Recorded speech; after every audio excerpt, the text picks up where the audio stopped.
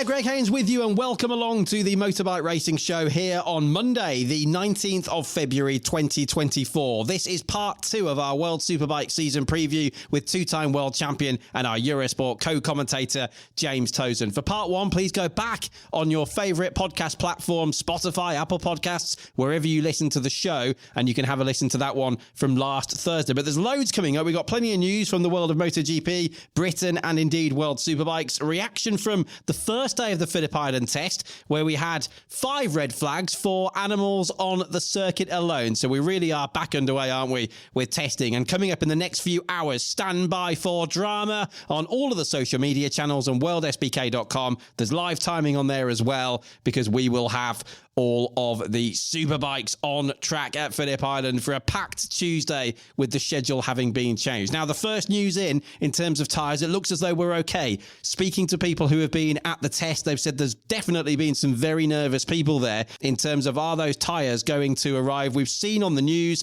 over the last few months now all of the disruption in the Suez Canal and ships not being able to get through. I still haven't been able to get an official confirmation of what on earth has actually gone on there with Pirelli, but surely they've sent an extra batch of tyres. I know some extra tyres are coming, and it must be to do with the track over there having its new surface. They predicted 2 seconds quicker, and sure enough, Jari Montella from World Supersport, who was fastest, said in his race simulation he was indeed 2 seconds faster than last year. We'll come to World Supersport in a moment and take you through the times. But first of all, here's the latest news from MotoGP, with plenty more news coming up, as well as the preview with James Toseland, part 2, later in the show. But first of all, the latest news from MotoGP.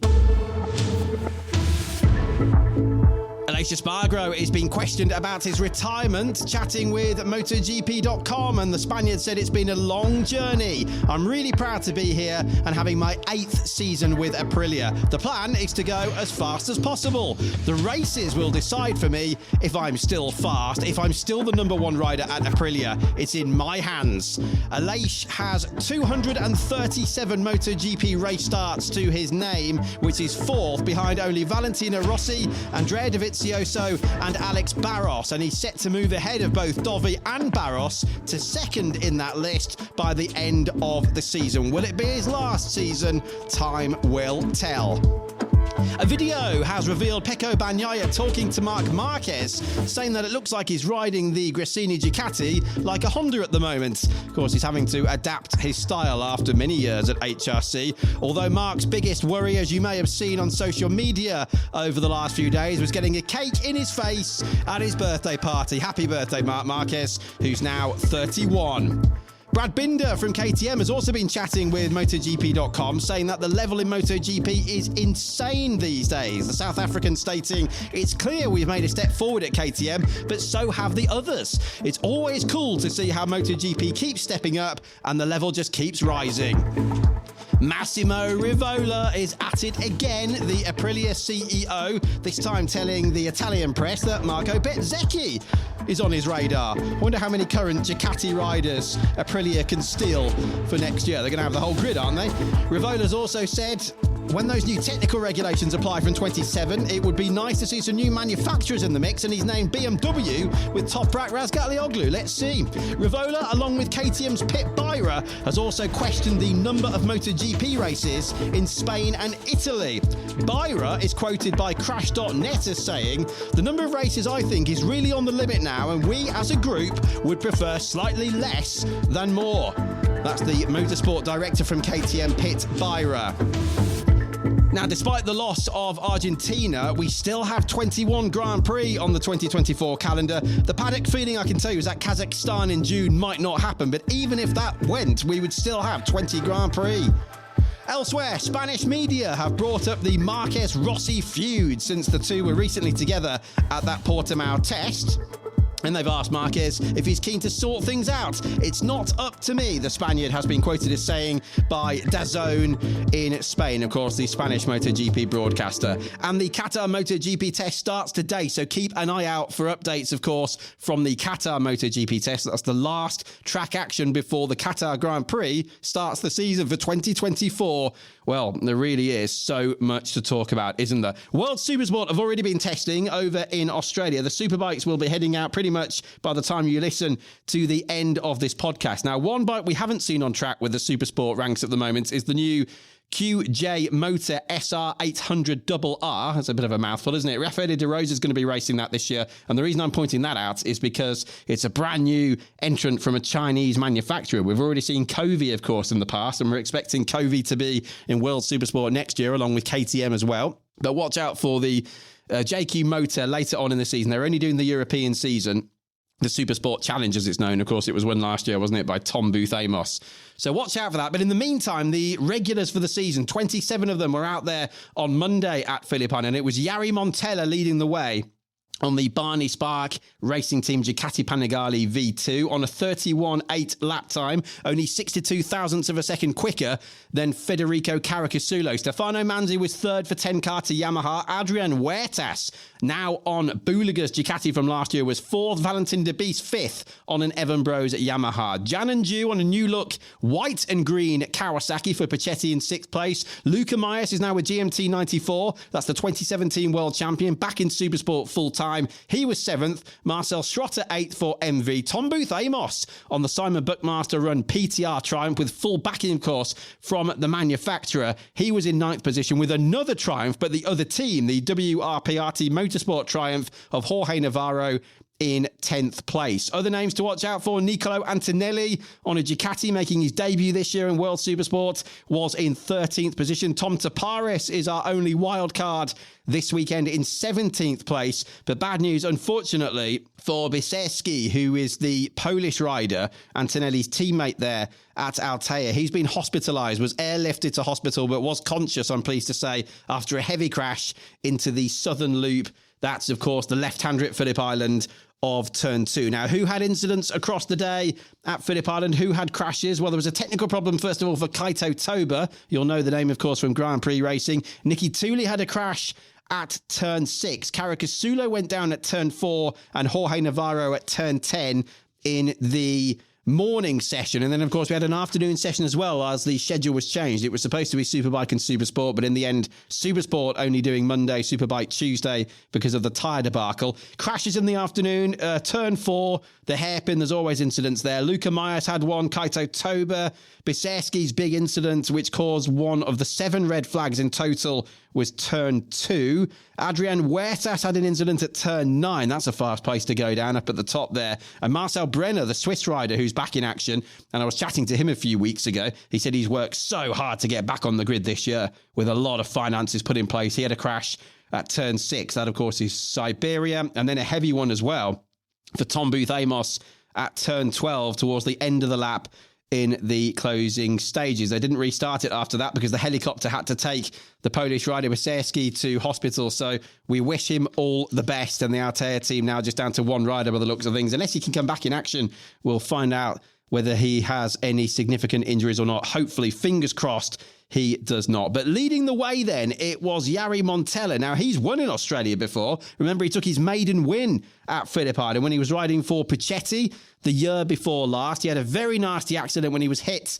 When he hit Jan and Ju at Assen last season. But Montella's 2023 was really curtailed by a Phillip Island crash. He'd won there the year before at the end of the season. Then we started off 23. He and Huertas had a big incident. It left Huertas with broken bones in his back and Montella with a broken collarbone. So he was very pleased to start the test for 2024 on the top of the pile, working with crew chief Nico Sartori at the Barney Spark Ducati team. Montella then, speaking here with Alvaro Adama. For sure was great. We enjoyed a lot with this new tarmac and nothing. We worked a lot on race pace and we tried to make something like a time attack.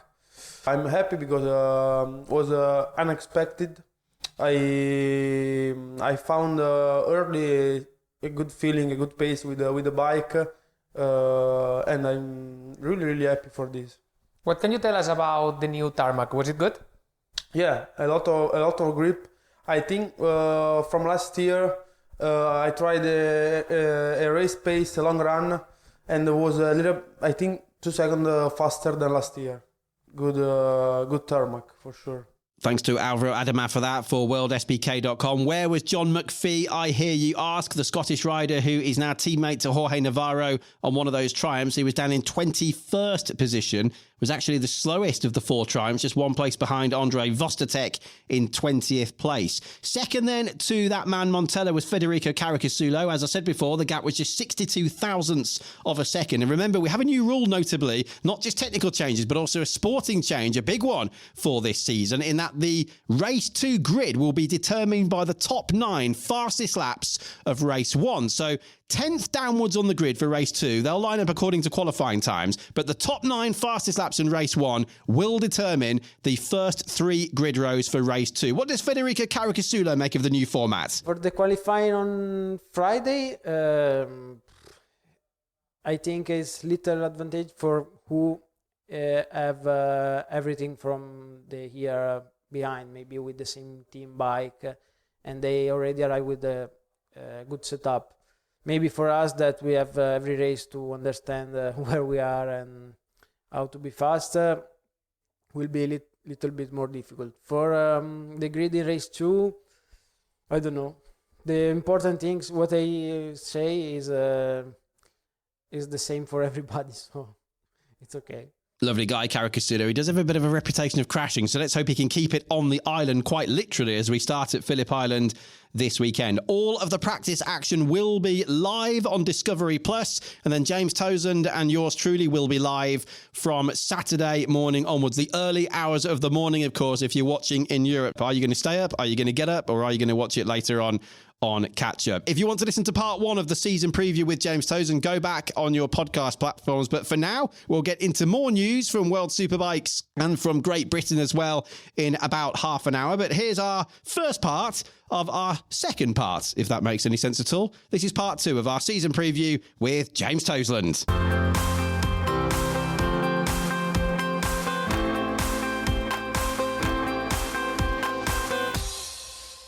Mr. T, thanks for joining us again. We are just hours away now then from the first action of the season with free practice. That'll be live on Discovery Plus, and we will be in the commentary box on Eurosport 2 and Discovery Plus across the whole season, starting with all of the action in Australia on Saturday. Okay, where do we start then, James? I mean, Alvaro Bautista, I guess, is where we have to start. Surely on paper, he is the favourite still. However, he has had this neck injury, which has caused him all sorts of problems since that crash in Jerez testing back in November. And we haven't had, can you believe, any other rider winning 3 consecutive titles other than Jonathan Rea, who, of course, went on to make it 6. So if Bautista can make it 3 in a row this year, that's a pretty select band of riders he's going to be joining there, just him and Jonathan Rea. No, absolutely. And I think there's only a handful of 3 times world champions as well. Yeah. I think there's only 2 or 3. I'm just thinking off the top of my head there with who is it? Bayliss was 3, wasn't he? Yeah, Bayliss 3. I think that's it, isn't it? On a 3-time world champion. Jonathan, Foggy. No, obviously Jonathan. Fogarty, obviously, that's on 4. It, isn't it? Carl Fogarty on 4. So it's just Johnny Fogarty, Bayliss. That's it, isn't it? I think, yeah. Yeah, it is. I think, 3 or more. So it is an elite group. You know, saying that it's over 35 years old. The championship is in very, very good company, and obviously he's looking strong. But he has had this injury, like you say. He picked it up at Jerez, didn't he? And then he went to the Sepang MotoGP, and that went dreadfully. And because of that injury, and through the winter time.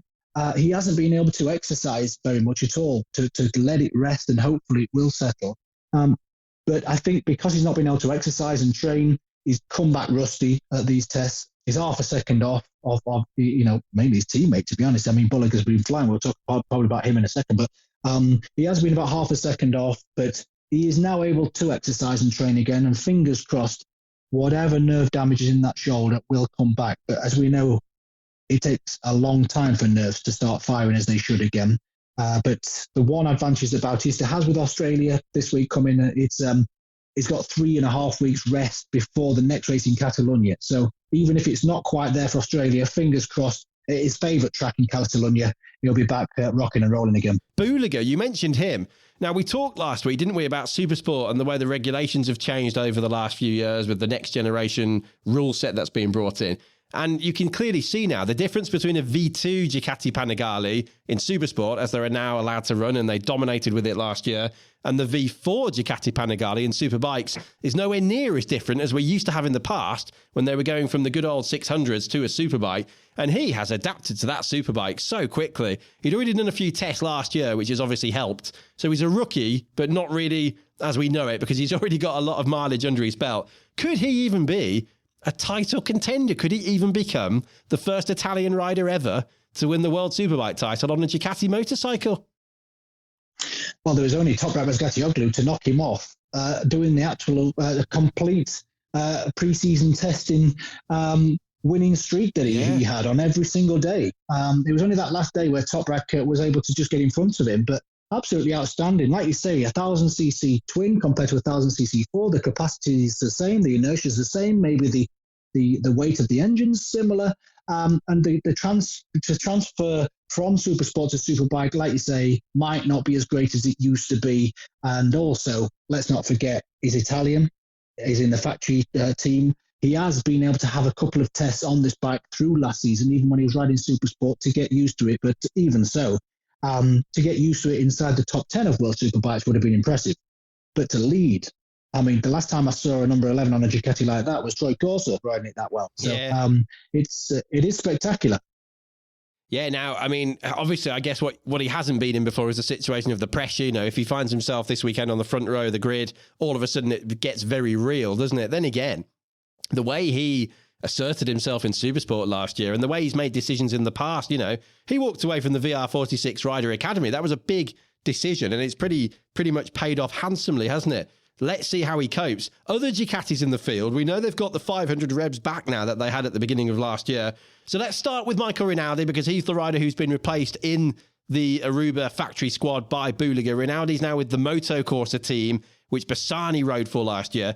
I think they've had a bit of a tricky pre-season though, James. Quite a lot of technical problems, I understand. We know he knows the bike. They've got a lot of support from the factory, but I think they're a little bit on the back foot there. He's not had as much mileage as he would have liked. But I have to say, I don't know what you think, but I think Rinaldi will perform better now that pressure of being in the factory team is off his shoulders. He's going to feel a lot more comfortable. And he could be right up there in Australia. He could be contending for podiums, I think.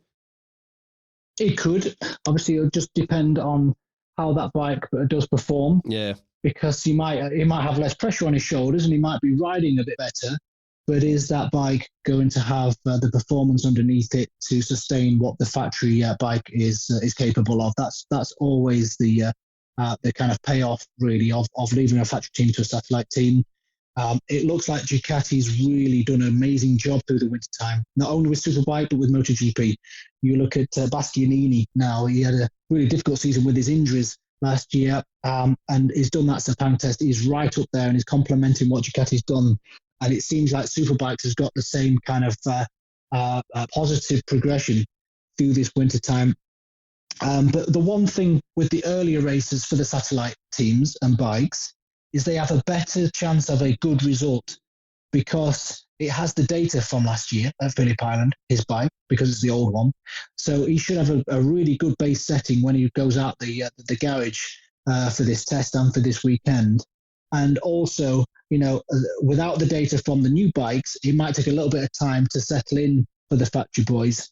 And as the season progresses, the factory teams have better parts coming through, and the satellite boys don't. So as we discussed last season, once you get halfway through, that's when the satellite team seems to drop off more. It's not that they're riding worse, it's that the factory teams and bikes improve as they go along because they can. And the satellite teams have whatever they start with, they kind of finish the season off with. So, you know, you're just hoping that the factory bikes have problems, to be honest. Yeah, and I guess, is that a problem Marc Marquez is going to have? To talk about MotoGP very quickly, because he's on a GP23 this year, isn't it? And it feels this year, James, as you said to me in a few messages we exchanged the other day, Ducati have a particularly good GP24 this year. So could that hinder the Marquez brothers later on in the season, do you reckon? Absolutely. But, you know, it's testing at the minute. And you have hours on a track to dial in a new bike and the new parts, etc., and get the new data of the 24 spec. But at race events, when you've only got an hour and a half max before you're actually on track to race, that doesn't give them that much of a window to get the new bikes up to speed compared to the old ones. So it's going to be interesting to see how that kind of pans out, because over the past couple of years, especially in MotoGP, the factory bike has had some massive problems compared to the satellite bikes. So, but it does seem that whatever they've done from last season to this season, it looks like an instant hit, regardless of what the circuit is. Okay, well, back to Superbikes then. We'll keep an eye on Rinaldi then. Yeah, like I say, he had 2 podiums, actually. He finished second to Bautista in both of the Sunday races in Australia last year. Really struggled in the wet, though, in race 1, if you remember. So let's see. I don't know whether those technical problems they've had in testing, though, are going to hinder them. They haven't had much lappery so far. What about Petrucci? Barney Spark Ducati. He's no longer in the situation he was last year. He has a base setup now. He doesn't have to worry about that when he gets to these circuits like he did last year. Qualifying, though, James, he said that to me on the podcast a few weeks back. He needs to improve his one-lap pace. And sure enough, when he started on the front row last year at Donington and Most, he got 3 podiums at those events. So I think that's what he's focusing on. But I think we need to keep an eye on Danilo Petrucci this year. Yeah, and if there is a restriction on fuel with the horsepower that they can run because of the 21 litres instead of 24 litres, that might restrict the factory bike from having a little bit more horsepower than the satellite bikes. There might be like a glass ceiling of amount of horsepower that the Ducatis can run. And that might benefit the satellite teams as well because of that. And also the rider weight combination of 80 kilograms. Danilo is one of the heaviest riders in the paddock, and he's definitely over 80 kilograms. So he's not going to have to put any ballast on his motorcycle. So will the fuel tank literage compared to 24 to 21 and the combination just work in Danilo's favour? I hope it does. Andrea Iannone, of course, he's our 5th Ducati rider on the grid, the 6 Ducatis this year. Iannone with the Go 11 team. Now, that's the team run by Dennis Sacchetti. They have won in World Superbikes before, if you remember, in 2020 with Michael Ruben Rinaldi. Now, what about Iannone? Let's get the ban thing out of the way first. He got an 18-month ban, didn't he, at the end of 2019. He tried to appeal it, failed the appeal, and the FIM said, right, you can have a 4-year ban now. So he's back from the ban. Some people saying inexcusable, should never have been allowed to return. Others, and I know you think this, James, are saying, well, he was given the time for the crime he carried out there. He's done that now, so let him race again. And I think I agree with that one. He's served his punishment, as it were. He's back in action. He's done a lot of track days. What's it going to be like, though, in terms of racecraft? He's not been in a professional world championship situation now since 2019. We know Ducati love him. He won the 2016 Austrian Grand Prix, the first win for Ducati in Grand Prix racing since the Casey Stoner days. So that was really special. So, yeah, very quickly on the ban, I know you feel, we need to forget that now and move on, and I agree. Is the racecraft thing going to be difficult, though? Is he going to be a little bit rusty after so many years on the sidelines, considering the level as well of World Superbikes this year? Yes, he certainly is. But the maniac is back. But he'll be a maniac if he commits any other kind of offences like he did, which got him the ban in the first place of some kind of a steroid. It was. He'll be a silly boy. Obviously, he has done his time. And, if you look at the drug in play that he took, which was illegal, to see how much of an improvement it gave you performance-wise, it's always difficult to calculate that. But if it's not in his system anymore, after 4 years, he is going to be Andrea Iannone clean and fair to compete in motorcycle racing again. He's 4 years older. So, that's never a good thing for motorcycle racers. Mid-30s now, he's not early 30s or late 20s anymore. But he is a name. He's a top-class rider. He's been inside the top 5-6 of the test so far on that Go 11 bike. And he's a talking point. And if we have him in the mix at the front of World Superbike races, clean and fair, it will be better for the show. He's also quite a celebrity now in Italy. He's with Elodie, who's a very well-known model, actor, sort of presenter, celebrity in Italy. And he's actually been on the Italian version of Strictly Come Dancing since we last saw him in competitive motorcycle racing. So Strictly Come Racing is the working title I use for him in the MCN season preview. I hope they kept it in. Anyway, moving on from terrible puns. What about Sam Lowes with Mark VDS, James? He's in the unique position, I guess, in that he's new in World Superbikes, but the team is as well. So he's got to learn qualifying tyres. He's never used those before. He gets to race with his brother Alex, which is brilliant in a World Championship. And I'm sure we're going to be keeping a very close eye on the Lowe's v Lowe's contest all through the season. Good team, great team. The livery is one of the very best on the grid, in my opinion. The colour scheme there with the brown looks fantastic on a Ducati. Oh, by the way, Iannoni's bike is bright yellow as well, for anyone who's not seen it. So that looks really good. But Sam Lowe's, I mean, let's be honest, James, nobody wins a World Supersport title and 10 Moto2 Grand Prix without being something very special, do they? No. And when you look at the list of the people who he did beat for those 10 Grand Prix, that tells you the class of rider that you're dealing with, because you name any rider at the top of MotoGP now, and you can bet that Sam Lowe's has beaten him on that Moto2 outfit.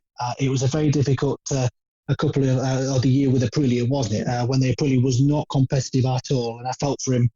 Then he went back to Moto2 because of that. But you have got to look at the class of rider who he's beaten over these 10 years in Moto2 to realise what class of rider Sam Lowe's is. He might not be a world champion yet, as it stands, obviously, as World Supersport champion. So we'll welcome him back to the paddock because of that. But I think you are going to see just how good Sam Lowe's is. You've seen the tests. He's been right up there. He put a qualifier in, didn't he? Held his breath at the last test, and he was right up there. And it's great to have Mark van der Straat in the paddock, big beer tycoon, and the support that he's given Sam over the decade in that Moto2. Mainly, and the majority obviously went to Gresini for a couple of years, didn't he? But majority of the time it's been with that team. That livery is iconic, isn't it? And it's great addition to World Superbikes. Yeah, could not agree more. We won't get too much into detail about Honda here with their new Fireblade. If you want to hear what we said about them, go back to last week's episode. We did discuss Honda. It's basically going to be very tricky, unfortunately. Let's hope they can improve throughout the season. But so many others on the grid. Mr. Toseland, pick a team, any team. Who should we discuss next?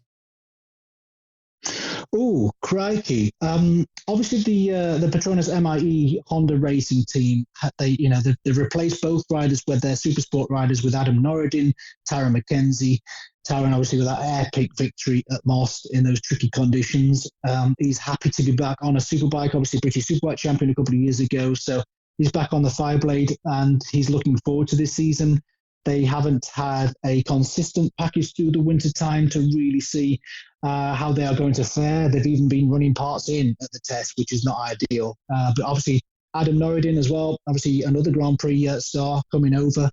The last time Adam ran a Superbike was in the Asian Championship, and he was, I think he finished 8th a couple of years ago in that Asian Championship in Superbike, before coming to Supersport, World Supersport this year. So he is familiar with riding a Superbike as well. So we'll see how that team does, because it's not been an easy few years for him, has it? No, it hasn't. And I think it's going to be, well, definitely the only way is up. There's no doubt about that. Bradley Ray, of course, is another Brit on the grid this year. He's doing the full season with all the flyaway races, although we only have the one flyaway round. That's something else to bear in mind. The calendar, hopefully this is a transitional year. It's been very unlucky, really. We've lost Argentina because of the political situation over there. Sure enough, they've lost their MotoGP race as well, at least for now.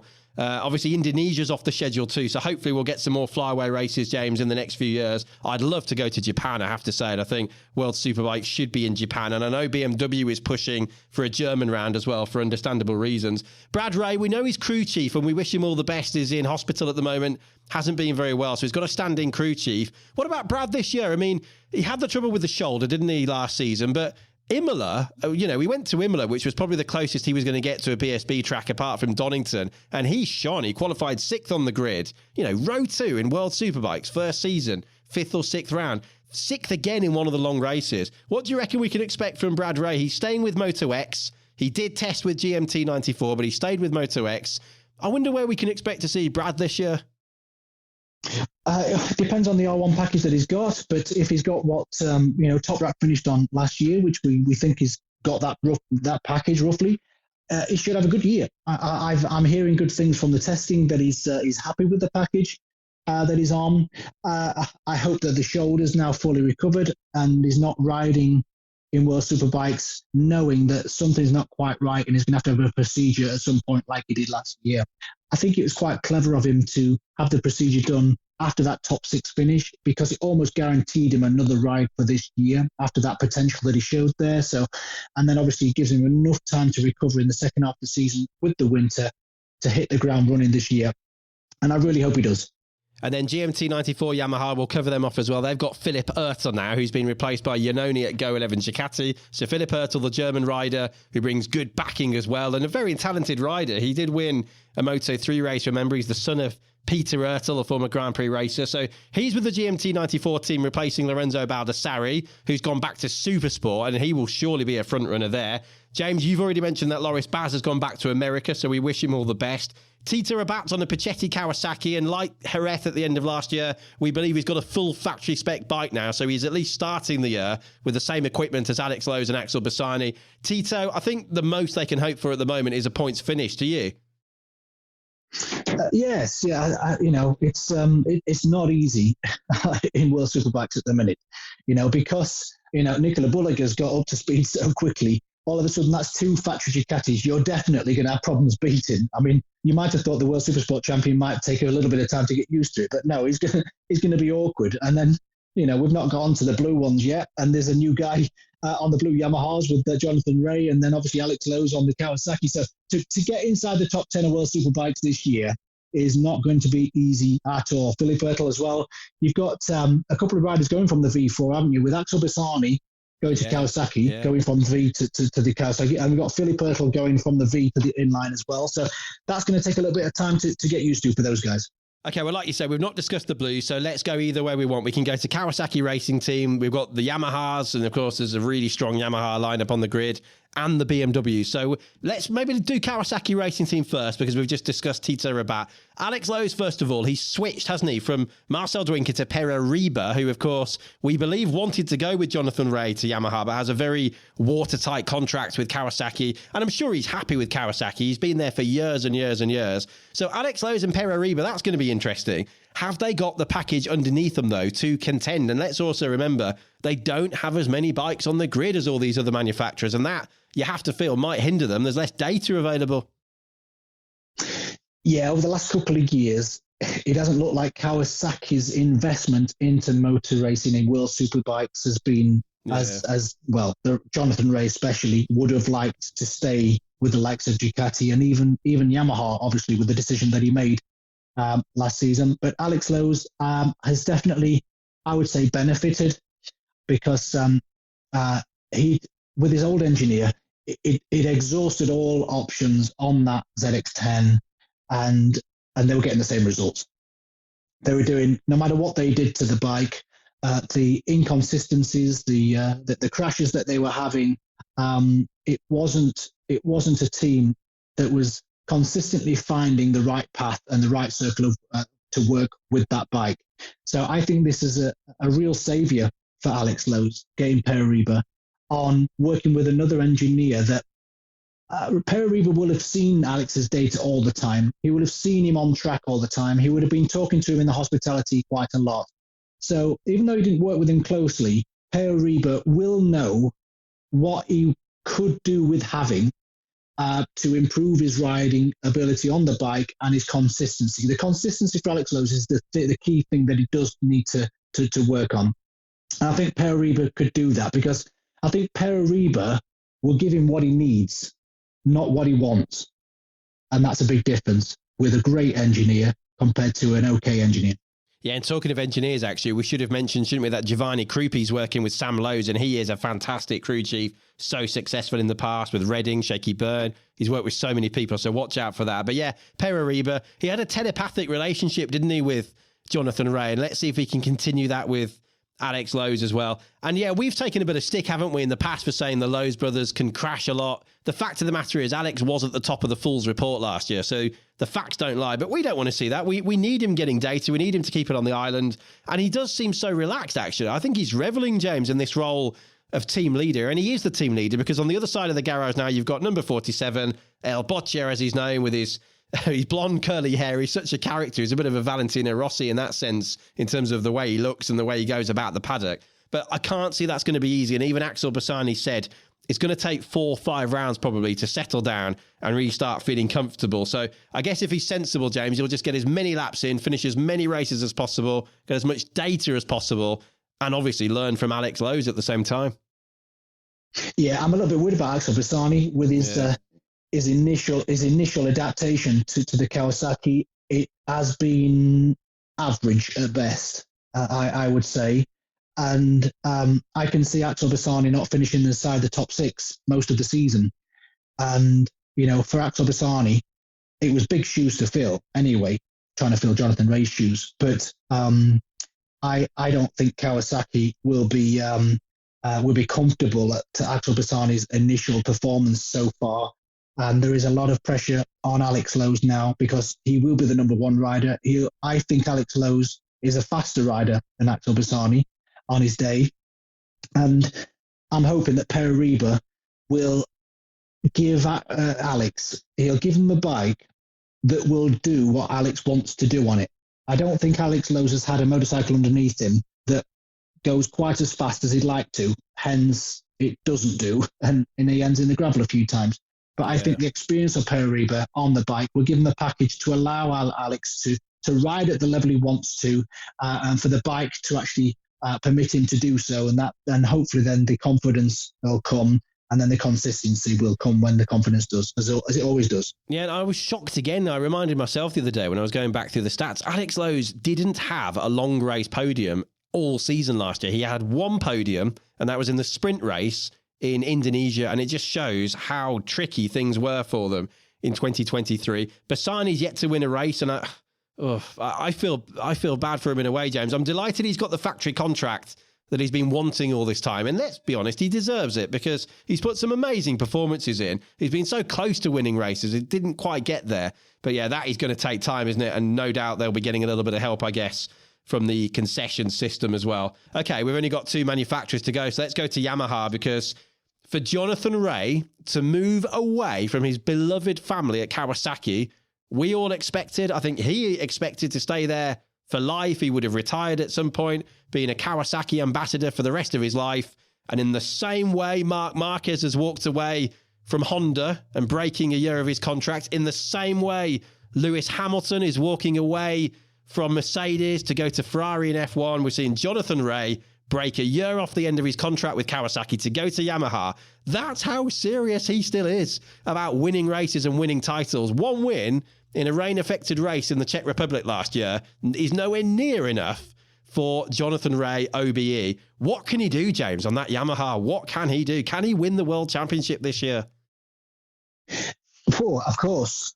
He's won 6 before. He knows how to do it more than anybody else in history. So he knows how to win races. He knows how to be consistent. He understands Pirelli tyres like nobody else does, or not many people do on the grid, which is one of the fundamental things of consistency for a rider, when you know exactly where the limitations are on the adhesion on the tyres. And Jonathan Ray, with a Yamaha underneath him, with the chassis and the engine that works so well for him, with the cross-plane crankshaft, which just gives that tyre a little bit of resting point, with the firing order and all the rest of it, I think the package, and talking about Parariba moving over to Alex Lowe's, we've got Andrew Pitts moving from Andrea Locatelli over to the other side of the garage to work with Jonathan Ray. And let's not forget, they were teammates back in 2008, I think it was, yes, when they were riding in Supersport together. And they have they've always had a special relationship in the paddock when they're hanging out together. They don't live too far away from each other, I believe, in places. And it is a relationship that's gone from being super competitive as teammates. It doesn't get any more competitive than that. So you understand each other's weaknesses and strengths completely when you're someone's teammate in the garage. And because of that experience they've got with them, I think it's going to be a really good marriage on that side of the Yamaha garage. And it's going to give Jonathan Ray a new lease of life, a new friendship, a new relationship, a new team. And like any competitive rider, it's not about winning. It's about having something to win. And that's what Jonathan's got this year. And sure enough, in that Supersport Championship in 2008, as you so rightfully say, they were first and second as well. Andrew won the title. Jonathan was second. And I have to say, James, when I saw Jonathan and we did the interview in Jerez at the post-race test in November, just a few days after the season finished, he looked about 5-10 years younger. He looked fresh-faced. He looked motivated. You know, it's not been nice to see him struggling with the Kawasaki and crashing a lot the last few years as he was trying to override and, you know, losing the front end time after time after time. He looks about, like I say, 8 years younger. And it could be absolutely incredible this year to see him on a Yamaha. And let's not forget, only 2 riders have won the World Superbike title for 2 different manufacturers. Troy Corser was one of them. And the other one, I am now struggling to remember. Who was it? Greg Haines. Wasn't that you? Not you, Greg. No, it wasn't. But I tell you what, if it was me, James, I wouldn't need any weight ballast added on, so that'd be good. I'd have some consistency there. No, but jokes aside, I mean, how special is that? You've done it. I mean, Corsa did it on a Ducati and a Suzuki. You did it on a Ducati and a Honda. That must be satisfying. And to know you're only one of 2 people, I mean, it might be one of 3 soon if Jonathan and Toprak gets their own way, but that is a pretty special thing, isn't it, to be able to say you've won it for 2 different marks? It is. As I was saying, you know, in a competitive life, a competitive world, these riders, it isn't about the winning. It's about having something to win. And, you know, after winning 6 championships for Jonathan Rea, the most successful superbike rider of all time, the age that he is right now, he's not getting any younger. And, you know, the motivation has to be there. And the motivation to ride a Kawasaki again in that team with Per Reba, you know, obviously it wasn't enough for him. It wasn't enough of a carrot dangled in front of him to remain, to give the commitment that you've got to commit to try and win a World Superbike Championship and put your life on the line, literally every weekend or most weekends. Jonathan needed a new challenge. And when Toprak moved, as we're going to discuss in a second, he just gave an Yamaha R1, and it was such a surprise opportunity because we didn't think that. We thought Toprak might go to MotoGP, but he was going to be still in the Yamaha family regardless, didn't we? But no, yeah, he surprised all by going to B&W, and there it was. And Paul Denning said it was like the biggest surprise ever when Jonathan Rea knocked on the factory door to see if he could have a sit on it to see how it felt. And what a replacement and what a relief it must have been for Paul Denning to have the amazing Toprak Gatioglu going away from his team, but to have the opportunity to sign Jonathan Rea, to keep the success and the hope and the drive and the excitement and the thrill that it is having a rider that could possibly win a world championship for you. And that's what Jonathan Rea is going to carry on for Yamaha, I'm sure. We interrupt this programme with an important announcement. It's our soap opera moment of the week. Don't worry, we'll come back to Toseland in a minute. We've got another 50 minutes of season preview with James Toseland. Now, what's the soap opera moment of the week? Well, it could be the fact that the Teams Championship in World Superbike is now an officially recognised championship. It's not that, though. It was just a prize before, and now it's an officially recognised FIM championship. So watch out for the Teams Championship, because jokes aside, it was equal on points last year. Aruba Ducati and Pata Yamaha finished equal on points. Yamaha would have won it there with the Pata squad, the Crescent squad, but lost it because of those penalties for Toprak and Locatelli coming out of the last corner in the very last race. So Aruba won it with more race wins, and they were absolutely level on points. But no, that is not the soap opera moment of the week. So let's just hear the jingle again. We've got to go for something that we've already mentioned. It's Marc Marquez and the cake, isn't it? Have a look at Marc Marquez on his Instagram feed. I was expecting 1 cake, not 2, he said, because it was his birthday party. He was with all the Gresini team ahead of testing, and Qatar, of course, is the scene for that right now. So look out for MotoGP testing in Qatar. It was quite hilarious, actually, because he was given the 1 cake, which he held, passed by one of the waitresses, this 1 cake. He had it in one hand and he pretended to throw it at somebody and was in his usual hysterical laughter, which is so infectious, isn't it, with Marc Marquez, only to receive a cake in the face himself just a few seconds later. So have a look at it. Highly recommended. The sort of entertainment I think we need more of. So Marc Marquez and the cake in the face was definitely our soap opera moment of the week.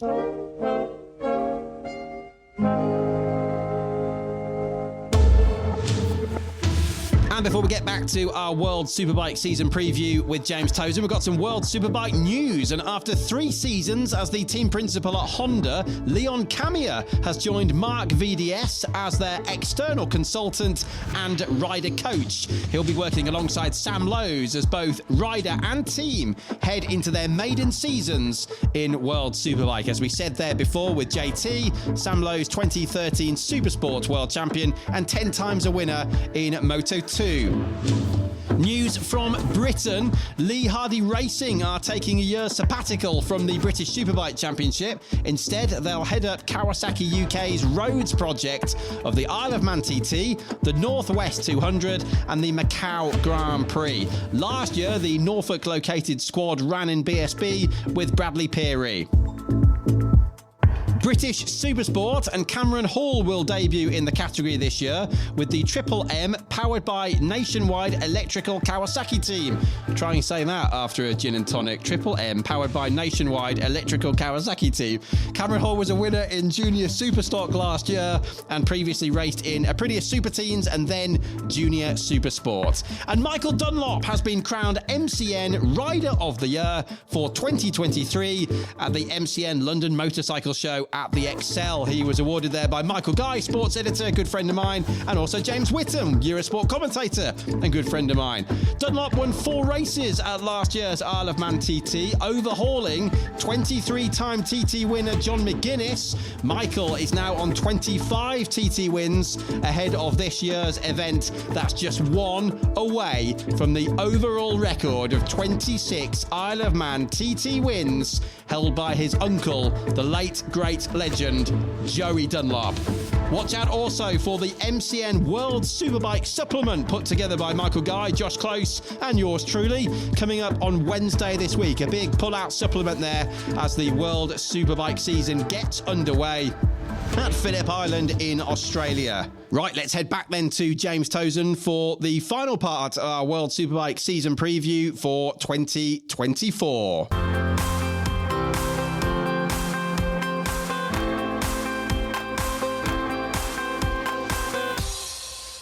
You have to say, don't you, James, it's an absolutely staggering turn of events, the way all this has turned around. It's like, if you sit in the pub with your friend and you say, I wonder what Redding could do if he had Toprak's bike, or what could Jonathan do if he was on Batista's bike or whatever. And sure enough, now you've got Jonathan on Toprak's old bike, you've got Toprak on Redding's old bike. There's people moving left, right and centre. For the sport as a whole, to see different people in different liveries, different numbers on different bikes, it's absolutely brilliant, isn't it? It is. And it also gives Andrea Locatelli, Jonathan's teammate, as well on the other side of the garage. He hasn't got the shadow of Toprak Razgatlioglu. I mean, the shadow of Jonathan Ray poses just as much of a shelter, shall we say, as Toprak. But it's a new challenge that's unknown, and it'll just give him that possible confidence of, can he beat Jonathan Ray on the same bike? Over the last 2 or 3 years, no matter what Andrea Locatelli does on an R1, he ain't beating Toprak in a championship, right? That was proven. And it was proven long enough to know that it was never going to happen unless Toprak did something wrong or got injured in that, So for Andrea, even with Jonathan as a 6-time world champion, it might just give him that kind of optimism, shall we say, of a possibility of being top man again, which can just give his side of the garage a lift. Yeah, and to be fair to Locatelli, I mean, that win still eludes him, but he's had numerous podiums. He was running ahead of Toprak, wasn't he, before the engine blew up in Aragon last year. He was comfortably second in that race. And he's had 3 seasons so far. In 2 of those seasons, he's finished 4th, behind only the top 3 in the championship, the Titanic Trio. In the other season, he finished 5th because Michael Rinaldi managed to nab the 4th place. He's been there, but he's just got to find something now. And he also, of course, has Tom O'Kane alongside him, who's been drafted in from Yamaha's MotoGP team.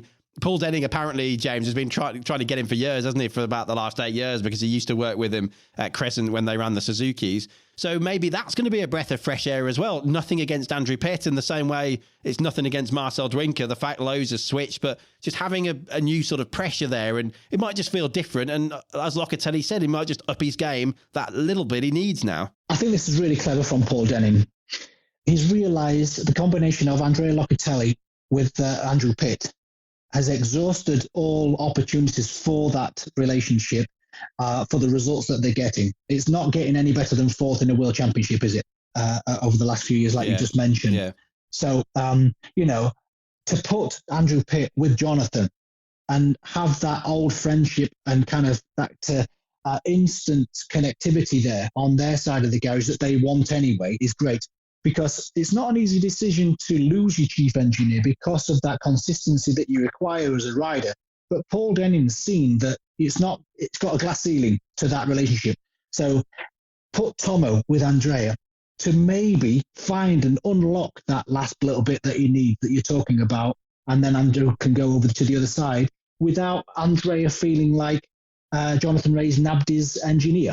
I think it's been really clever, and I hope it works out for both parties. Yeah, and Locatelli's basically said at testing as well. He said it almost will feel a little bit more sort of professional now, if that's the right word to use, because with Pitti, they were so friendly. They get on so well. Pitti's obviously married to an Italian lady, speaks fluent Italian extremely well.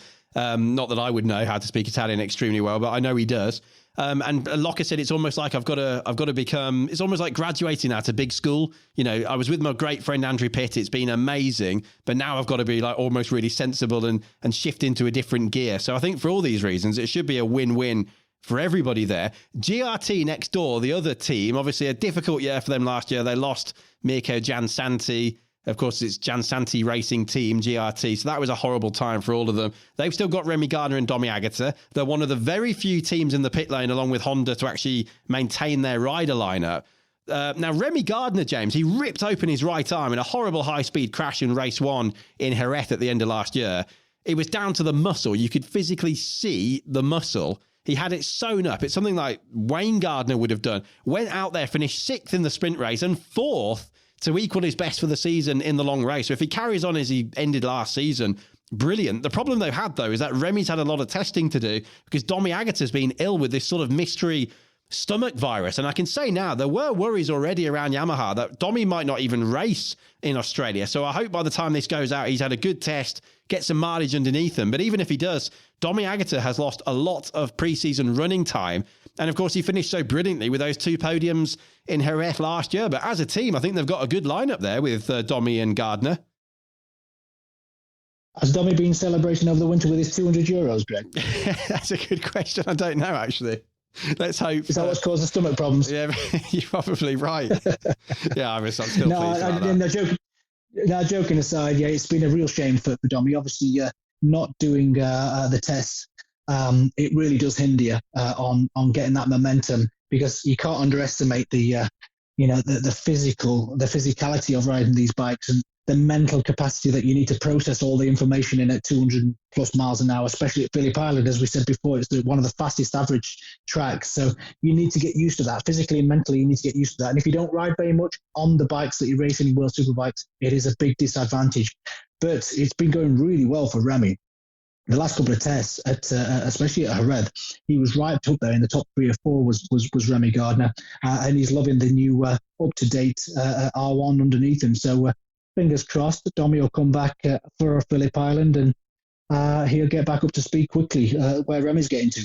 Yeah, the good news is, of course, for them last year, Agata actually qualified on the front row of the grid in his very first World Superbike qualifying session in Australia. The bad news is, of course, that they had that incident, didn't they, at the hairpin in the sprint race, and both ended up on the deck. But yeah, good luck to all of them. I can't wait, actually, to see how this pans out. And that, of course, brings us finally onto BMW. Now, this is a huge story, maybe the story of the year so far, looking from 23 to 24. Toprak Razgatlioglu, after 4 years with his beloved Yamaha, he won his first race with them in 2020. He won the championship with them in 2021. And of course, that was their first title since Ben Spies in 2009. He has left Yamaha, to their shock at the time and their upset, and he's gone now to BMW. Now, James, this is not like Jonathan Ray going across to Yamaha, proven multiple race winners and world champions in the last few years. BMW have never won a title in either Grand Prix motorcycle racing or production-based championships like World Superbikes. How easy or difficult is this going to be? Well, I think what we can say is that he surprised a lot of people already in pre-season testing, not least the other 3 BMW riders. Well, I know it's a bit cliche, but if anybody can, Toprak can. Yeah, for sure. It's been an absolute sensation in World Superbike since he came into this championship, and he's already done what BMW were hoping he would do. As in this podcast, Greg, we're talking about BMW as the most interesting possibility of what it could kind of produce in World Superbikes this year. I mean, no disrespect to the previous riders, but if it was stalemate with the current riders from last year, we wouldn't be talking about BMW last in this podcast of how exciting the possibilities would be. That's true. Yeah, and Top Riscatio, he was fastest in the last test in Portimao. He said that the bike feels like his already. He smiles every time he goes down a straight because of the horsepower. And I'm really pleased for Sean Muir because they've thrown the kitchen sink at that project. I mean, the best result for BMW was second with Marco Melandri a few years ago, but they haven't really got close to winning a championship. They've won races, but winning races is a completely different kettle of fish to winning championships. As we've seen with the consistency of Bautista, Jonathan Rea and Toprak over the past 3 or 4 years, to win championships, you have to be on the podium most weekends in all 3 races as well. And BMW haven't had that consistency from it not looking after the rear tyre so much to the way it turns and the turning problems that we've heard about through Scott Redding and Van der Mark. But whatever they've found this winter, we know that there's a test team now with Sylvain Guintoli and Bradley Smith. They are able to develop the new parts, confirm if the new parts are better or not before the factory team get them. So we're not having a situation where they are testing during a race weekend, so the factory riders aren't really sure what the package is underneath them, so they haven't got the confidence to push it 100%.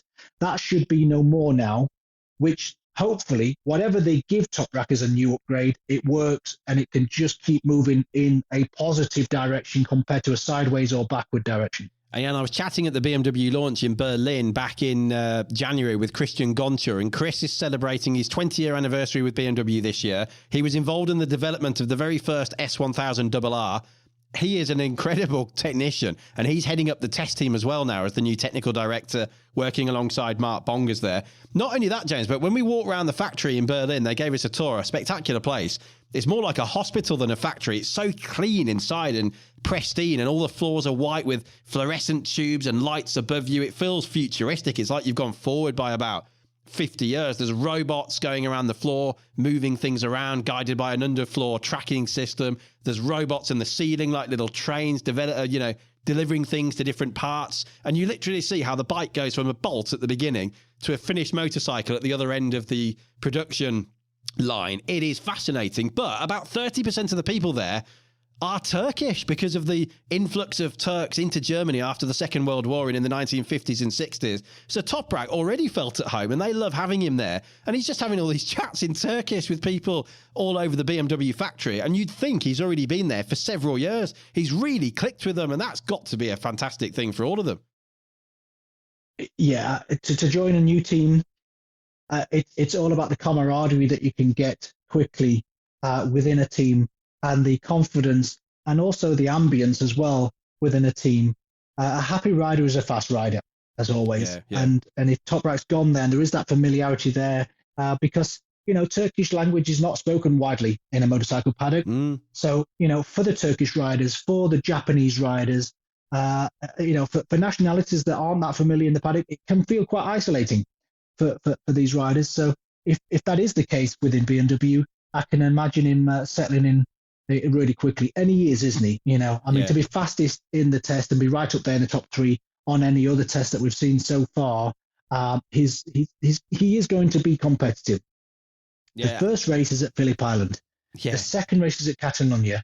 Phillip Island is the hardest track, or one of the hardest tracks on the rear tyre on the left, because it's anti-clockwise, Phillip Island. The next race you go to is Catalonia. It's the hardest track on the calendar on the right-hand side of the tyres. Now, we are going to see early doors of this season if BMW can manage the power that they have and make a rear tyre last to the end of the race and be competitive at the end of the race. If they are competitive at Phillip Island and competitive at Catalonia, the others better get ready.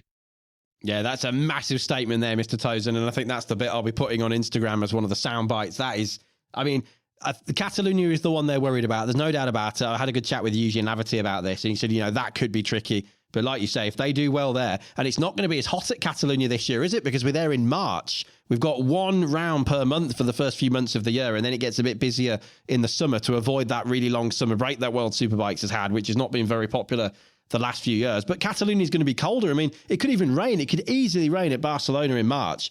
So you're not going to have people slipping and sliding quite as much on a really hot, boiling surface as we've seen in previous years. I can't wait to see what Toprak does. He did burn his backside, James, at one point. They were trying different seats. Of course, it was quite well documented, wasn't it, at the time, that he wasn't able to test when everybody else did immediately post-race due to some contractual stuff between BMW, Yamaha and Toprak himself. But that's all in the past now. But they were still getting some of the ergonomics sorted out, like riding position, the seats. And he said he had 2 big blisters on his backside at one point. But that's what they need to do in testing, isn't it? Get all these basic things sorted out. But he said he's really happy with the electronics, and BMW were really pleased about that too, because we've talked about this before, the fact they're not on a Morelli system like everybody else. They're on their own software with a Bosch system. He seems to be very comfortable under braking. He no longer has the horsepower deficit that he had to Bautista, so that's going to be interesting.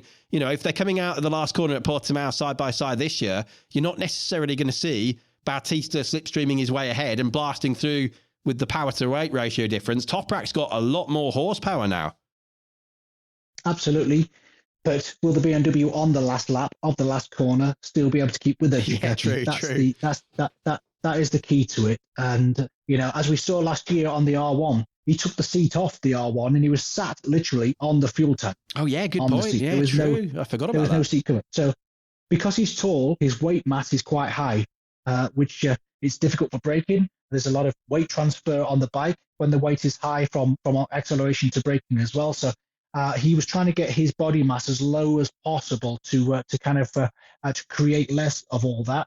And he's maybe trying to do the same on the BMW, but depending where exhausts are and stuff like that, if you've got no seat unit and no seat cushion, things can get a bit hot. Yeah, isn't it unbelievable? He's done a lap record at Portimao with no knee or elbow sliders. Remember, he forgot to put the knee sliders on and set a new lap record. He's riding around without a seat. The guy is unbelievable. Talking of fuel tank differences, of course, down from 24 to 21 litres, as we've said earlier on, Michael van der Mark has said that's helped him because having a smaller tank now has allowed him to lower the seat. And I think quite a few riders have done this over the course of the testing and different teams and bikes. So he's got a better centre of gravity now. So that's good for van der Mark, James. And of course, he's not injured. Thank goodness for that, because he's had 3 horrible leg-breaking accidents over the last 2 years. That really hindered BMW as well, didn't it, last year? The fact their main man at the time, Michael van der Mark, was out of action in terms of testing. It put a lot of stress on Scott Redding. So van der Mark, back to full fitness. Toprak, they've been teammates before, of course, at Yamaha 4 years ago. Are we going to see a bit of a renaissance from Mr. van der Mark? Well, that's probably why the factory is as clean as a hospital, because they kept wheeling van der Mark in every weekend to give some treatment to him, didn't they? Yeah. Especially that high side at the final chicane at Assen. Oh. I mean, if you look back on the World Superbike website and just get that race, I'm not sure which one it was now, whether it was race 1 or 2 or the sprint race, but yes. He came back down with a snowball on his helmet. That's how high he went, didn't he? Race 2, I think it was. I think it was the last race on the Sunday. Was it? No, it was a huge one, and obviously the broken bones to his legs were really significant, and he was lucky to come back, especially from that ankle with the movement. He was struggling to get back and stuff. So again, he's got a fabulous opportunity on going toe to toe with arguably one of the greatest World Superbike riders ever, with Toprak. Like Andrea Locatelli has got an opportunity to showcase himself against the greatest, most successful of riders, Jonathan Rea. And we've got the same situation now for Michael van der Mark as well. It's not going to be easy, is it, to go head to head with Toprak Razgatlioglu on the same bike? But if he is fit, again, like you just said, Greg, he has been teammates with him before. So if there is any weakness to Toprak Razgatlioglu, you'd have to say Michael van der Mark will have the best experience of knowing where that is and how to expose that. you'd have to say that he was a match for him on the Yamaha a few years ago, wasn't he? You know? Yeah, he was. I can remember him beating Toprak as much as Toprak was beating Van der Mark. So we'll see. It's a different kettle of fish now. You've got Toprak is now a previous world champion, and his confidence and his ability on a bike compared to back then, I think, has stepped up massively. So it's not going to be an easy job for the Dutchman, but I would just be pleased if he is fully fit and can have a full season and a full campaign at it. Yeah, and let's not forget that Michael van der Mark is the rider who took BMW back to winning ways at Portimao. Yes, it was a sprint race. Yes, it was rain affected, but even so, he still is the most recent winner for BMW and that one-time winner since the Melandri Haslam days. So let's see. But as Chris Gonshaw said to me, we have unfinished business. We got quite close with Corsa in the past and Haslam and Chaz and others, and Melandri, of course, but can we actually do it this time? So let's watch out for BMW, the test team as well. They've even said that test team could be testing on the same weekend as World Superbike races on other circuits in Europe. I said to Chris Gonshaw, James, could you even, let's say one of the race riders is struggling with something at the circuit, could you even go and test it somewhere else and feed the info back? And he said, well, yeah, if we need to, it's actually a possibility. So let's see. Then the other team is the Bonovo team, which are officially now factory status as well. They've been declared a reference team. So that means BMW will no longer, with the Bonovo team, be contending for the Independence Championship. They should have then full factory support, in theory, all through the season. I think that might have partly been done as well because of the fact they had a contractual mess, quite frankly, at the end of last year when they had 5 riders contracted with only 4 seats available. So I think to get Reading across into the other team, they've had to call it a reference team. But in theory, James, it's the same equipment, the same support all through the year. It looks very professional. Garrett Gerloff is one of the riders, and let's not forget, he was, even though he was with a customer satellite private team at the time, independent squad, Garrett Gerloff, the American, with that new lap record and pole at Magny-Cours in France, missed the podium, which he was annoyed about. First time he's missed it in a World Superbike season, but he was the top BMW rider in 2023. So let's see what Scott Redding can do alongside Garrett Gerloff. And for Scotty now, well, the pressure's on in some ways. He's got Toprak in the BMW family. There are no excuses, but I think it's going to be good. He said they're listening to me more now. They've finally given some of the things I wanted before. I kept pushing for a new fairing. They've given me the new fairing. The test team, as you've already said, James, takes some pressure off Scotty having to test on a race weekend. Last year, he had the horrible pressure of trying to develop the bike on his own because Van der Mark was injured. At the same time, he wanted results, so he had to, at some point, stop developing and focus on race results. And sure enough, he did improve because he was going to lose his ride, wasn't he? He didn't know what was going to happen with his future. So, yeah, that's a long introduction there, James, to a question. But what about Gerloff? What about Reading against each other? And how can they fare against Toprak and Van der Mark? Well, I'll start with Garrett. I think joining the Bonovo team just gave him such confidence and happiness and enjoyment for his riding. Was able to exploit the best results that we've seen from Garrett, arguably since coming to the World Superbike paddock.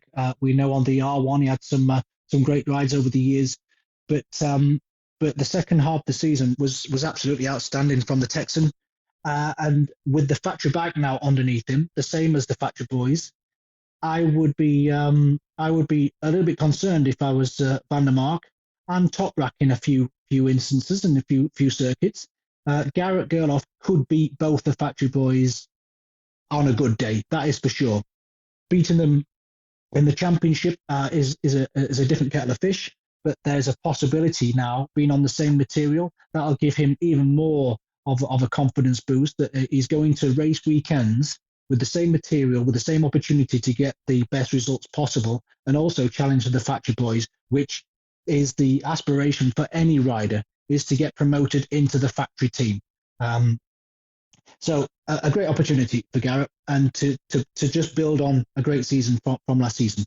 Scott Redding, the pressure is on because his career has gone backwards from the factory team to the satellite team. It's from what I've just said with Garrett, with the optimism of joining or getting promoted there.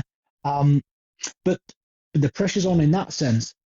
But the pressure is off of not being in a factory team.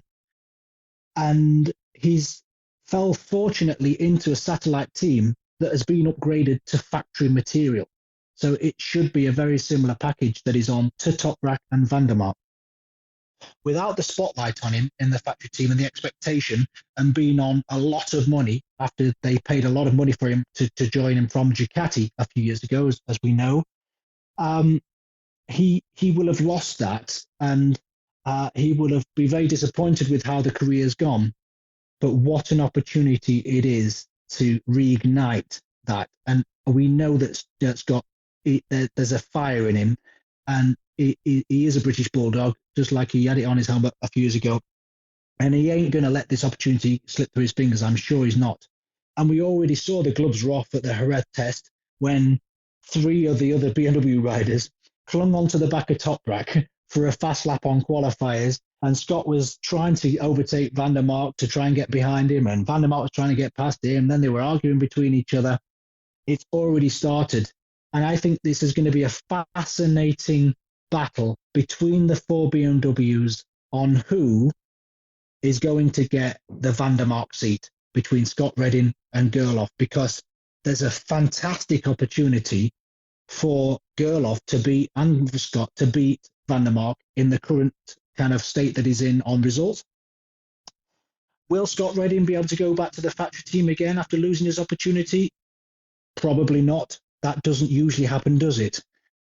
But if Scott Redding rides as the way we know he can and beats Toprak, who everybody looks upon as being one of the greatest of all time, then his credibility and his worth and value inside the World Superbike paddock could go through the roof again, to where he could possibly get promoted again. And I'm sure that Scott Redding through this winter time, that won't be going unnoticed.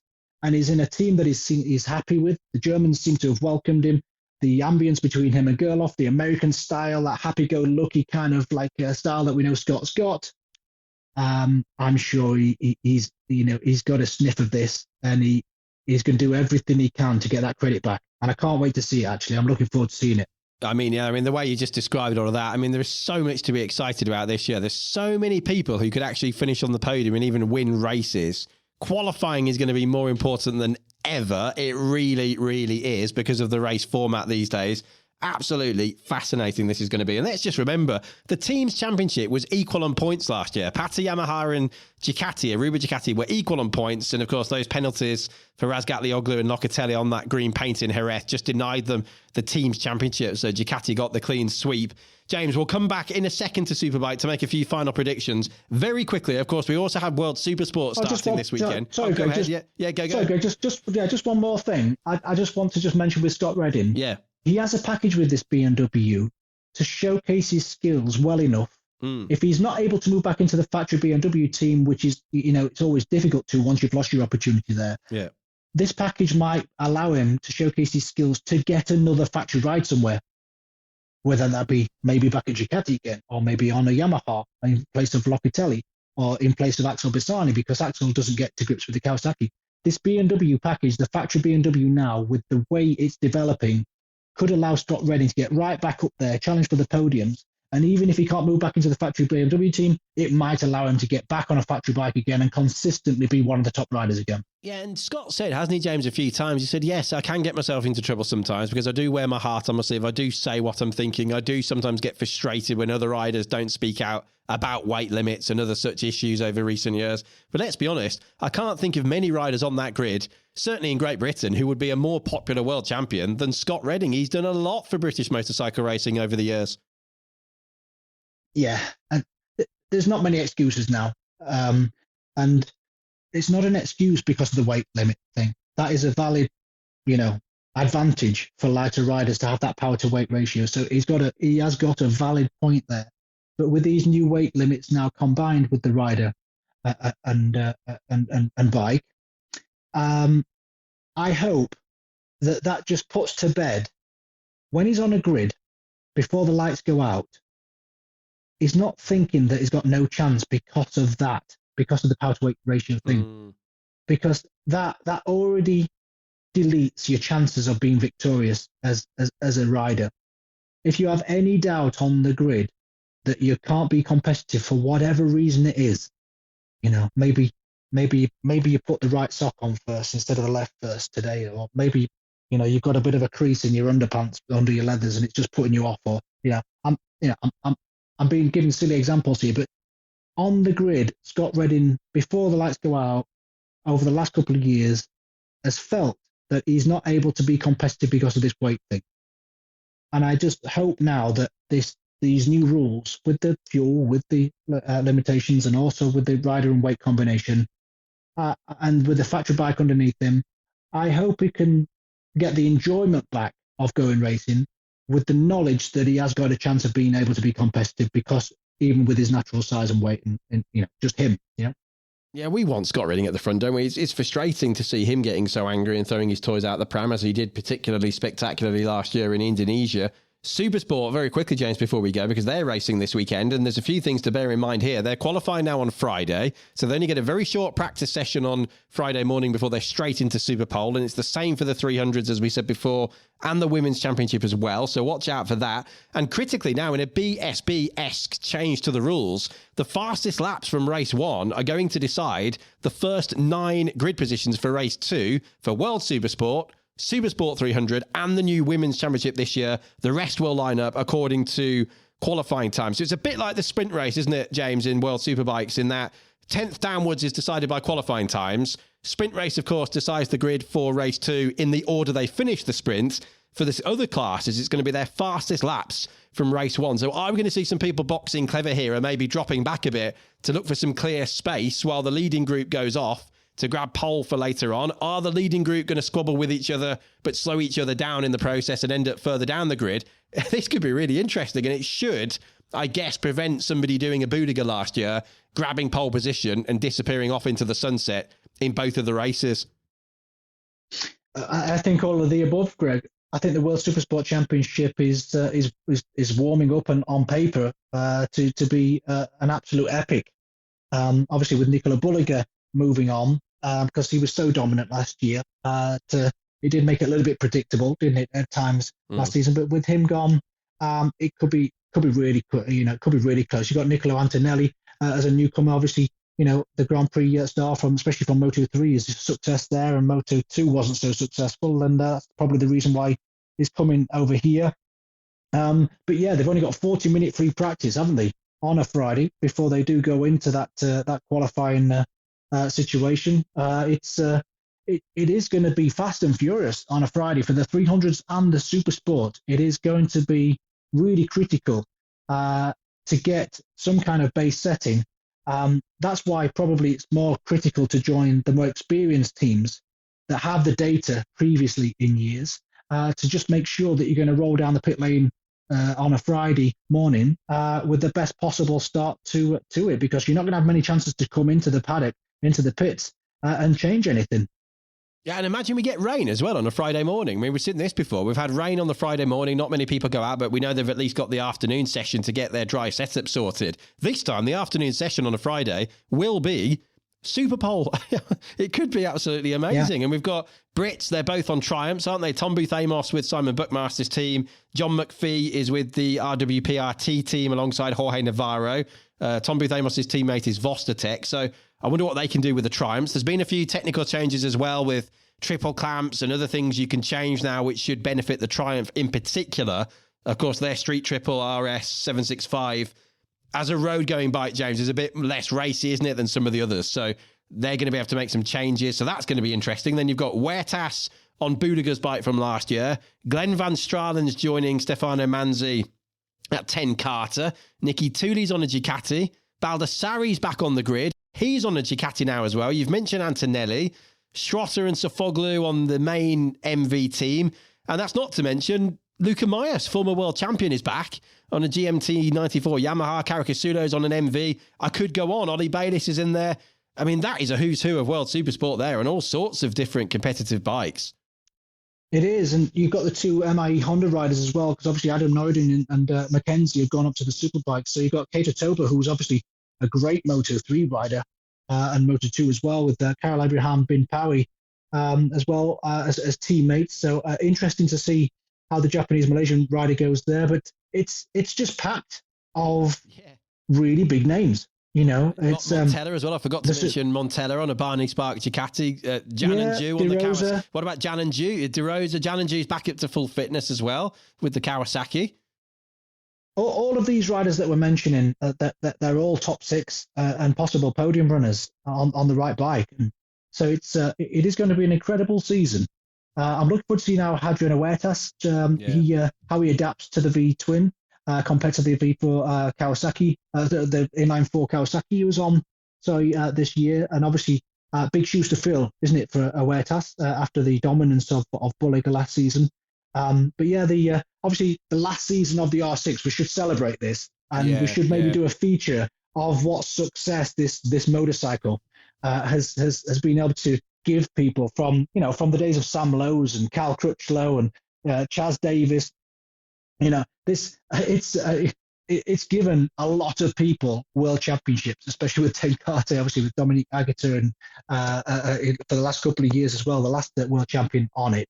But yeah, it is going to be replaced next year by the R9, the triple cylinder R9. Looking forward to seeing how that bike kind of integrates into this super sport, the new category with the new rules. It's just great. The new bikes, the homologated bikes that are allowed into this championship with a few of the big stars in Moto2 and Moto3 coming over. It's just adding to the interest of this great super sport category. Yeah, we've got the Valentin de Bees is another one we need to look out for as well, because he got kicked out of GMT 94. We didn't know where he was going to go. Well, guess what? He's picked up a ride on a Yamaha R6 at Evan Bros of all places. We know how good they are. Yerry Ruiz could be another one to watch out too, James. They're on a Yamaha with VFT Racing. He was up there, the Spaniard, in the leading group, wasn't he? Anyone who was watching with us in Jerez at the end of last year, Ruiz, Spanish champion, was right up there. So let's see. And yeah, that R6, I think you're absolutely right. We need to do a feature, don't we, on Eurosport this year. That started as it's got to be one of the best track day bikes ever, hasn't it? It came out in 1998. I was actually chatting with Michael Guy the other day from MCN, sports editor there, and we were saying how that R6 is always known as a bike, as a track day rider. They would absolutely have to thrash it. It was one of those bikes that people were encouraged to thrash the thing to get the most out of it. No, it's going to be great. Let's go then, James, to it quickly. Let's make a quick prediction. We already did on a previous podcast a couple of weeks ago. For Supersport, I went for Manzi last year and Budiger ended up beating him. So I'm going to hope second time lucky. I'll go for Manzi for the title. I've gone for Bautista in Superbikes with Toprak second and Budiger third. Although I must be mad not to put Jonathan Rea in the top three, but it's so difficult to predict. You went for Bautista as well, didn't you? What do you reckon? What are your thoughts now? And what do you think about Supersport? You know what? A bit of a wild card. Baldassari didn't ride a superbike very well at all last year. He just couldn't get his head round. A bit like Caricasulo, actually. Do you remember Caricasulo before in a GRT? He struggled exactly the same. Yeah. But I do remember him the year before that at Aragon, battling with Agata with that amazing save at the last corner, and how much he pushed him to that World Championship in his rookie season. Let's not forget. Yeah. And he's on a Ducati Panigale V2 this year with the Orlac Racing team. True. So Baldassari could be a bit of a dark horse. It depends how he adapts back. But as we've seen with Nicolo Bulliger going to Superbike from Supersport on the V-twin to the V4 Ducati, it hasn't taken him long at all. So I'm sure that Baldassari won't take too much time to push a V-twin to its limits. So, keep an eye out for him. You've got to say Huertas on the factory bike. It's got to be competitive. But the consistency and the kind of the experience that Stefano Manzi has got on that R6 is going to take some beating for sure. Yeah, it's going to be absolutely amazing. And are you still sticking with Bautista? You've got to think Bautista's still the man to beat. I'm not saying he's going to win it. I think he probably will, but I think it's going to be a lot more difficult this year. There are variables of why Jonathan Rea and Toprak Gatioglu could not be as consistent as they need to be to win a World Superbike Championship. Because Jonathan Rea's experience on an R1, every single racetrack that we go to is going to be some new ground for him. And if he's going to try and keep up with the pace that he has done for the last, 10 years on a Kawasaki, there could be mistakes made while he's trying to do that. And with BMW underneath Toprak, it hasn't been consistent enough on the racetracks. I'm looking after the rear tyre. So if Bautista can get back to full fitness and ride that bike like he did do last season, with the experience that he's got on the bike, you'd have to say that consistency-wise, to win a championship, Bautista is your favourite. And finally, perhaps most importantly, at the European rounds this year, our horse box is now a thing of the past. We've got a brand new, shiny, fantastic, modern commentary box. Any particular requests there in terms of decor or requirements, food, drink? Greg, I think we'll feel like we've made it ourselves into the factory team this year. We've obviously been riding for a satellite team for a few years together. With this performances, we've been promoted, mate. So I can't wait. I hope you've got some pictures of a comparison, actually, of the horse box to what we're going to get to show people on your social media. I'm sure they'll feel like we've had a proper promotion. Yeah, well, when we get to Catalonia for round 2, we'll have to do some proper pictures in that new box, won't we? But yeah, we can spread out. We can lie down to do the commentary if we want to. I don't think we will. If that's what you're hoping, Greg, I think we need to just nip that one in. Get lost. No, I think we're going to be jumping up and down with joy. I think it's going to be absolutely amazing. Right, well, get ready, everybody, because it's going to be an early start, isn't it? Watching from Europe for Phillip Island this weekend. But James, if there was ever a season you'd want to get up for at 2 or 3 o'clock in the morning, it's surely World Superbike 2024. World Superbikes and the Supersport Championship, the 300 category, the double champion Jeffrey Bowles is going to try and do the triple in that category. And we've got the first ever Women's World Championship as well, and the calendar a bit later on in the year. But it's all 3 or 4 categories is going to be absolutely epic. It most certainly is. And don't forget, you can tune in on Eurosport Television and also on Discovery Plus as well. Mr. Toseland, I will see you in the commentary box bright and early for our European viewers as we get ready then in the Australian Saturday morning heat at Phillip Island. I will see you there. Okay, let me just talk you through the times we are on air across the next few days. So, first of all, on Discovery Plus, you can sign up now if you haven't done already, www.discoveryplus.com. So, Thursday night into Friday morning, just past midnight on Thursday for Free Practice 1. Supersport Superpole will follow at 10 to 4 on Friday morning, and Free Practice 2 for World Superbike just before 5 o'clock in the morning. These are UK times. James and I will be live from Saturday onwards. So Friday night into Saturday, 1:45 for Superpole for the Superbikes. And then the races, our coverage will be 3:15 UK time on Saturday morning through to 6 a.m. Eurosport 2. Sunday morning, the Tissot Superpole race, 1:45 a.m. And then we'll be back on air again from 3:15 live UK time, 3:15 a.m. Sunday morning for the races. That'll be race 2, of course, for the Superbikes, and before that, race 2 for Supersport, starting in those different grid positions, courtesy of their fastest laps from race 1. Happy birthday, Ingrid, by the way. That's the girlfriend of our colleague and friend at Eurosport's Josh Williams-Lawless. Now, Josh himself has put together an absolutely superlative opener to our programme for this weekend. So, Josh, thanks so much for everything across testing and all the hours you've been putting in alongside the snooker and everything else. We really appreciate it. I know James does as well. So, Josh, well done on the opener. Ingrid has her 30th birthday on Tuesday this week, so don't do anything I wouldn't do. Happy birthday, Ingrid. And please subscribe to the podcast on your favourite platforms. If you want to get in touch on social media, it's Greg Haines TV. Email TalkingAwayPodcast@gmail.com. A leap year happens every 4 years, but the podcast happens every week. The Motorbike Racing Show will be back on air with the podcast next Thursday, the 29th of February, but enjoy Phillip Island.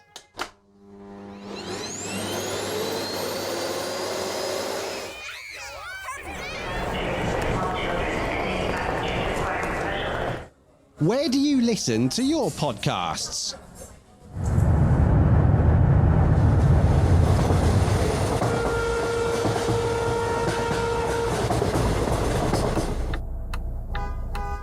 At home or on the go?